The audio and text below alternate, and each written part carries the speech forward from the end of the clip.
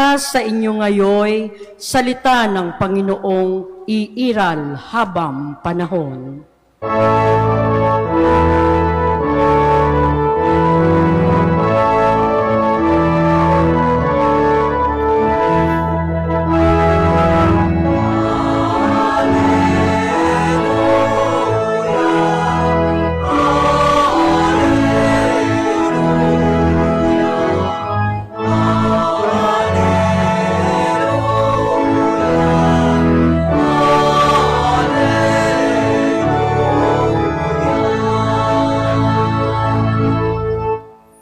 Sumainyo ang Panginoon. At sumairin. Ang mabuting balita ng Panginoon ayon kay San Mateo. Papuri sa iyo, Panginoon.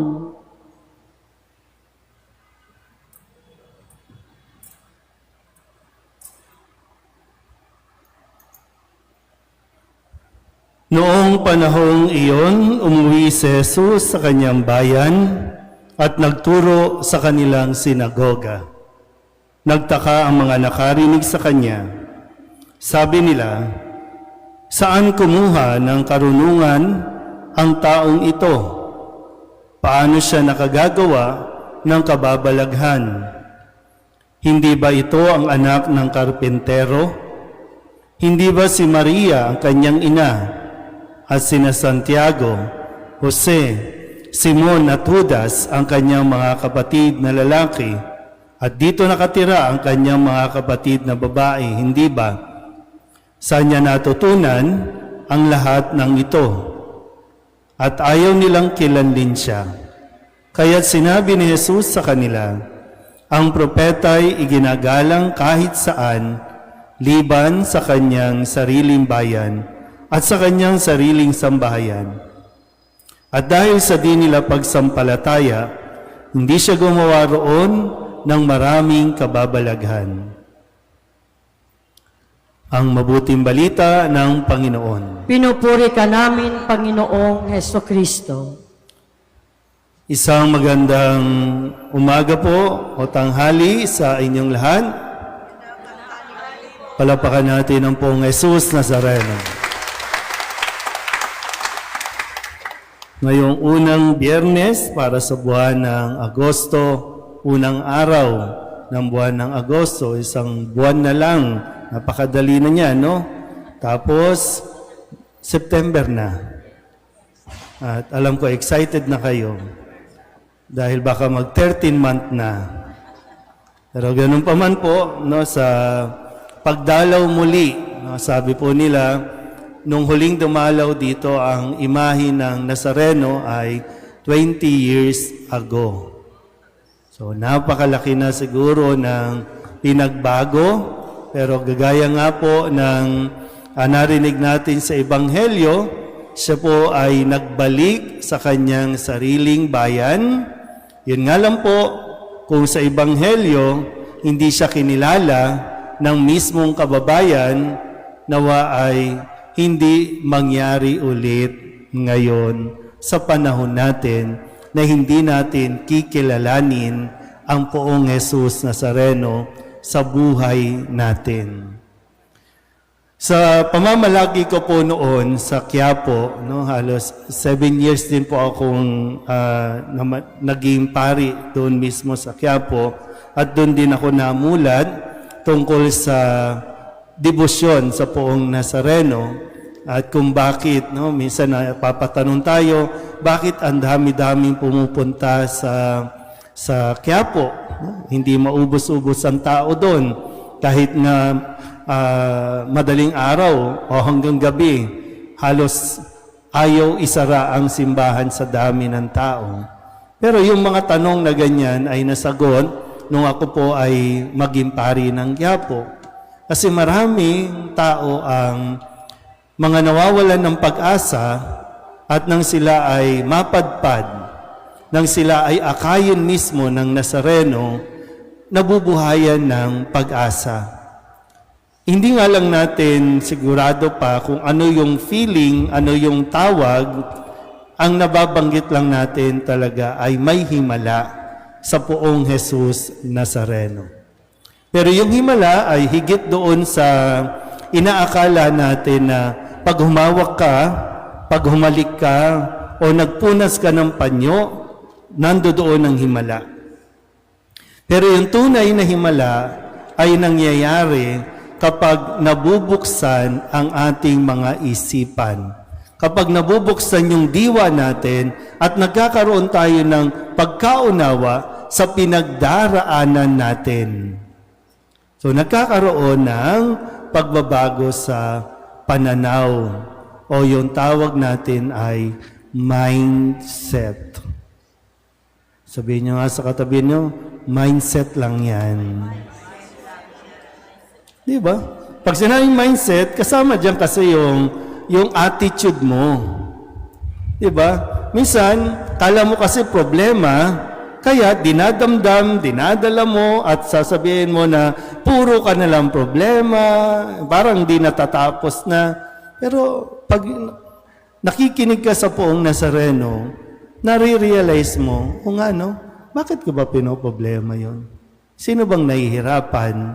Sino ba nagkakasakit? Ako lang din naman. Kaya, tama na to. Kasi kung makikita mo ang Poong Nazareno, di ba?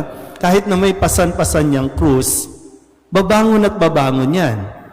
Kahit na may mga daladalang responsibilidad yan, na para sa atin, napakabigat na problema ang kanyang pinapasan o daladala, pero nagpapatuloy yan. Sabihin niyo nga ulit sa katabi ninyo, mindset lang yan. Kaya tinan niyo, isa sa karanasan, bago pa humantong sa pagpasan, sa pag-ako ng krus, isa sa karanasan ni Jesus ay yung mga nararanasan din ng marami sa atin, o baka naman tayo ang nagpaparanas, yung rejection. Sino na bang na-reject dito? O di kayo ang nanre-reject. Di ba? Yung hindi ka kinikilala. Alam niyo ba yung feeling na nire-reject? Alam mo ba yung feeling na hindi ka kinikilala? Kasi alam mo namang magaling ka. May sarili kang galing. Pero hindi ka kinilala. Yun nga lang, nang hindi ka kinilala, yan, nag-emote ka na lang nag-emote. Drama ka ng drama sa buhay. Sabihin niyo nga ulit sa katabi niyo, bawasan mo ang emote. Kasi, nung pag binasa mo ang Ebanghelyo, ang sabi po dito, siya ay nagbalik sa kanyang sariling bayan. Okay? Nakukuha niyo po ba? Nagbalik sa sariling bayan. At kilala ng mga tao, di ba, anak yan ng karpentero. Kilala natin ang ina niyan. So, dito pala, bakit hindi nila mabanggit-banggit na Jesus ang pangalan ng kababayan nila? Kasi sabi, saan kumuha ng karunungan ang taong yan? Nakukuha niyo pag sinabing, ano ba tayo, di ba? Pag may, anong tao yan? Sinong tao yan? Pwede mo naman sabihin, si Jesus, saan nakuha? Doon pa lang, ayaw na siyang kilalanin. Napansin nila, matalino si Jesus, magaling si Jesus. Pero sadyang may mga taong hindi matanggap na may mas magaling sa kanila o kaya naman naaangasan sila. Di ba yung ganyan, no? Nauungasan, tama ba yung term? Naiisahan o nalalamangan yan. Kapag ang may tao na ang pakiramdam, ay nalalamangan ako nito, mahihirapan ang taong yan tumanggap at kumilala sa kakayanan ng iba. Kaya anong madaling paraan? I-reject mo para hindi ka mawalan. Di ba? At yung di ba, pangmamaliit na ginawa kay Jesus. Paano natuto yan? Hindi naman nakapag-aral yan. Paano makakapag-aral yan? Anak ng karpentero lang yan. Ibig sabihin, mahirap lang yan. O bakit siya naging matalino? Tingnan nyo nga yung katabi ninyo. Mayaman ba o mahirap yan? O bakit matalino? Hindi lahat ng mayaman, matalino. Kaya ba, ang ginawa ni Jesus, hindi niya hindi niya pinansin at hindi niya dinibdib yung mga sinabi sa kanya ng mga tao, ng mismong kababayan niya. Hindi niya dinibdib yun. Kaya, huwag masyadong sensitive. Di ba? Sinabihan ka lang na mataba. Parang depression na agad, di ba? Sinabihan ka lang na maitim. Anong problema kung maitim? Anong problema kung mataba? Anong problema kung pango? Tinan niyo ang ilong ng katabi ninyo. Hawakan niyo nga kung totoo yan. Di ba? Bakit madalas natin pinaglalaanan ng pansin, ng panahon, yung mga comments na wala namang maitutulong na mabuti sa iyo. Pero hinahayaan mong ibaba ang iyong self-confidence o kaya self-esteem. Sa mga kabataan na naririto, taas nga ang kamay ng mga kabataan dito, mga estudyante. Mga ate, kuya, kung gusto nyong sumakses sa buhay na ito, dedmahin nyo ang kung anumang mga hindi magagandang sinasabi sa inyo. Kasi dapat kilala mo kung sino ka at kung ano ang gusto mo. Kahit sabihan ka ng iba, na kahit ng mismong malapit sa iyo, o ng kamag-anak mo, o kung sino man, na wala kang mararating, huwag kang maniwala. Paniwalaan mo ang sarili mo, malayo ang mararating mo. Kesa yung, sinabi nila, ang pangit ko daw. Anong problema kung pangit ka? Marami kayong foreigner, gusto yung itsura mo. Di ba? Kaya nga, mindset lang.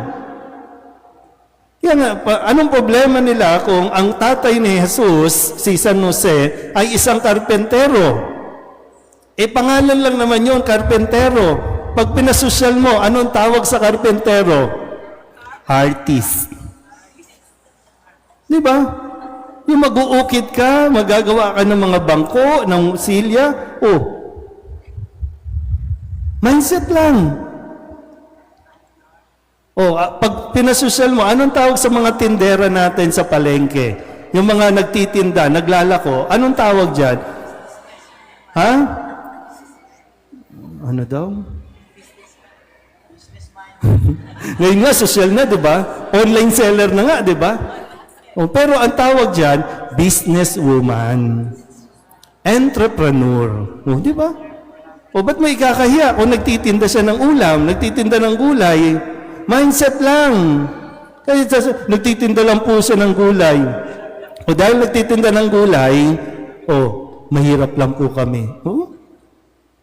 Pag tinanong mo itong mga nagtitinda dito sa palengke, may mga bank account yan. At araw-araw nagre-remit yan. Nagde-deposit yan.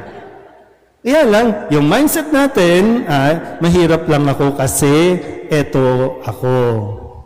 Ito kasi ang sinabi ng mundo, sinasabi ng lipunan, kapag tricycle driver ka, kapag driver ka, mahirap ka. Ang swerte kaya ng mga mahihirap ngayon. Di ba, no? Hindi na nga nagtatrabaho, pero may 4-piece. May ayuda. Di ba? Sige, kayo nga nagtatrabaho, di ba? 8 to 5, pagod na sila. Mindset lang. Pero, di ba? Sabihin nyo nga sa katabi niyo, hindi ka mahirap. Nag-iinarte ka lang madalas. Di ba? Kasi, yung lifestyle mo, di ba? Gusto mo makipagsabayan kay Ayala, sa lifestyle mo. May business ka, di ba? May company yarn. Kung cellphone mo at cellphone ng Ayala, pareho na.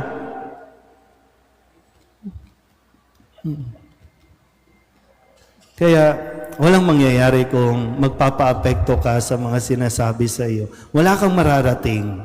Pero kung malinaw sa iyo, gusto mong mabago ang buhay mo, gusto mong umayos ang buhay mo, umasenso ang buhay mo, pues, eto, ano ang direksyon na gusto ng Diyos sa akin na tahaking ko?